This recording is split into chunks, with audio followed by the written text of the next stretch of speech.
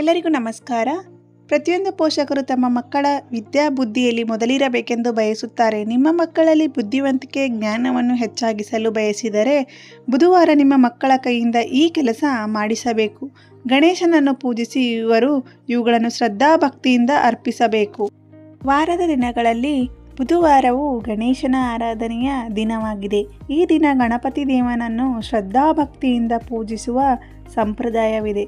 ಗಣಪತಿಯ ಆರಾಧನೆಯು ನಮಗೆ ಸಂತೋಷವನ್ನು ನೀಡುತ್ತದೆ ಮತ್ತು ದುಃಖವನ್ನು ನಮ್ಮ ಜೀವನದಿಂದ ದೂರ ಮಾಡುತ್ತದೆ. ಈ ಕಾರಣಕ್ಕಾಗಿ ಜನರು ಬುಧವಾರ ದಿನದಂದು ಗಣಪತಿಯನ್ನು ವಿಧಿವಿಧಾನಗಳ ಪ್ರಕಾರ ಪೂಜಿಸುತ್ತಾರೆ. ಗಣಪತಿ ಪೂಜೆಯಿಂದ ದುಃಖ ತೊಂದರೆಗಳು ದೂರವಾಗುವುದು ಮಾತ್ರವಲ್ಲ, ಬುದ್ಧಿಶಕ್ತಿಯು ಚುರುಕಾಗುತ್ತದೆ ಎನ್ನುವ ನಂಬಿಕೆ ಇದೆ. ಗಣೇಶನು ಜ್ಞಾನವನ್ನು ಕರುಣಿಸುವ ದೇವನಾದ್ದರಿಂದ ವಿದ್ಯಾರ್ಥಿಗಳು ಅಥವಾ ಶಿಕ್ಷಣವನ್ನು ಪಡೆದುಕೊಳ್ಳುತ್ತಿರುವ ಜನರು ಗಣೇಶನ ಆರಾಧನೆಯನ್ನು ಕಡ್ಡಾಯವಾಗಿ ಮಾಡಬೇಕು. ವಿದ್ಯಾರ್ಥಿಗಳು ಗಣಪತಿ ಪೂಜೆಯನ್ನು ಮಾಡುವುದರಿಂದ ಬುದ್ಧಿವಂತಿಕೆ ಮತ್ತು ಜ್ಞಾನವನ್ನು ಪಡೆದುಕೊಳ್ಳುತ್ತಾರೆ. ನಿಮ್ಮ ಮಗುವಿಗೆ ಅಧ್ಯಯನ ಮಾಡಲು ಇಷ್ಟವಿಲ್ಲದಿದ್ದರೆ ಅಥವಾ ಏಕಾಗ್ರತೆಯ ಕೊರತೆ ಇದ್ದರೆ ಇದಕ್ಕಾಗಿ ನೀವು ಬುಧವಾರ ದುರ್ವಾಕ್ಕೆ ಸಂಬಂಧಿಸಿದ ಈ ಕೆಲಸಗಳನ್ನು ಮಾಡಬೇಕು. ದುರ್ವಾ ಗಣೇಶನಿಗೆ ಅತ್ಯಂತ ಪ್ರಿಯವಾದ ವಸ್ತುವಾಗಿದೆ. ದುರ್ವಾವಿಲ್ಲದೆ ಗಣೇಶನ ಪೂಜೆಯನ್ನು ಮಾಡುವುದು ಅಪೂರ್ಣವೆಂದು ಪರಿಗಣಿಸಲಾಗುತ್ತದೆ.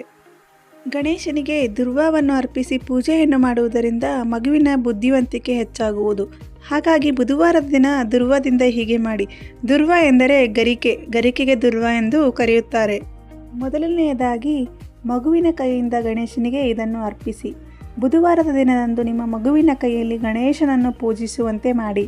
ಪೂಜೆಯ ಸಮಯದಲ್ಲಿ ಗಂಟುಗಳ ದುರ್ವಾವನ್ನು ಗಣೇಶನಿಗೆ ಅರ್ಪಿಸಿ. ಇದನ್ನು ಭಕ್ತಿಯಿಂದ ಮಾಡಬೇಕು. ಈ ಕೆಲಸವನ್ನು ನಿಮ್ಮ ಮಗುವಿನ ಕೈಯಿಂದ ಮಾಡಿಸುವುದರಿಂದ ಮಗುವಿನ ಅಧ್ಯಯನದಲ್ಲಿ ಆಸಕ್ತಿ ಹೆಚ್ಚಾಗುತ್ತದೆ ಮತ್ತು ಮಗುವಿನ ಮನಸ್ಸು ಅಧ್ಯಯನದಿಂದ ವಿಮುಖವಾಗುವುದಿಲ್ಲ.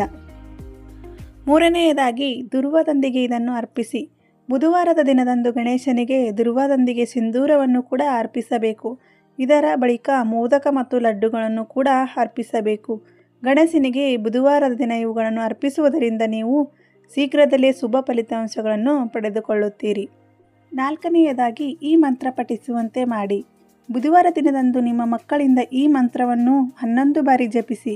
ಬುಧವಾರ ಈ ಮಂತ್ರವನ್ನು ಜಪಿಸುವುದರಿಂದ ನಿಮ್ಮ ಮಕ್ಕಳು ಬುದ್ಧಿವಂತಿಕೆ, ಜ್ಞಾನ ಮತ್ತು ಗಣೇಶನ ಕೃಪೆಯನ್ನು ಪಡೆದುಕೊಳ್ಳುತ್ತಾರೆ ಎನ್ನುವ ನಂಬಿಕೆ ಇದೆ. ಮಕ್ಕಳಿಂದ ಈ ಮಂತ್ರವನ್ನು ಪಠಿಸಿ 11 ಬಾರಿ. ತ್ರೈಮಯಾಯ ಕಿಲ ಬುದ್ಧಿದಾತ್ರೆ ಬುದ್ಧಿ ಪ್ರದೀಪಾಯ ಸುರದೀಪಾಯ ಲನಿತ್ಯಾಯ ಸತ್ಯಾಯ ಚ ನಿತ್ಯ ಬುದ್ಧಿ ನಿತ್ಯಂ ನಿರಿಹಾಯ. ಬುಧವಾರ ದಿನದಂದು ನಿಮ್ಮ ಮಕ್ಕಳ ಕೈಯಿಂದ ಈ ರೀತಿಯ ಪೂಜೆ ಮಾಡಿಸಿದರೆ ಅವರು ಓದುವುದರಲ್ಲಿಯೂ ಆಸಕ್ತಿಯನ್ನು ತೋರುತ್ತಾರೆ. ಹಾಗೆ ಬುದ್ಧಿವಂತಿಕೆ ಜ್ಞಾನವನ್ನು ಕೂಡ ಪಡೆದುಕೊಳ್ಳುತ್ತಾರೆ. ಈ ವಿಡಿಯೋ ನಿಮ್ಮೆಲ್ಲರಿಗೂ ಕೂಡ ಇಷ್ಟ ಆಗಿದೆ ಅಂತ ಅಂದ್ಕೊಂಡಿದ್ದೀನಿ. ವಿಡಿಯೋ ಇಷ್ಟ ಆದರೆ ಒಂದು ಲೈಕ್ ಮಾಡಿ. ಮತ್ತೆ ಮುಂದಿನ ವಿಡಿಯೋದಲ್ಲಿ ಭೇಟಿಯಾಗೋಣ. ಧನ್ಯವಾದಗಳು.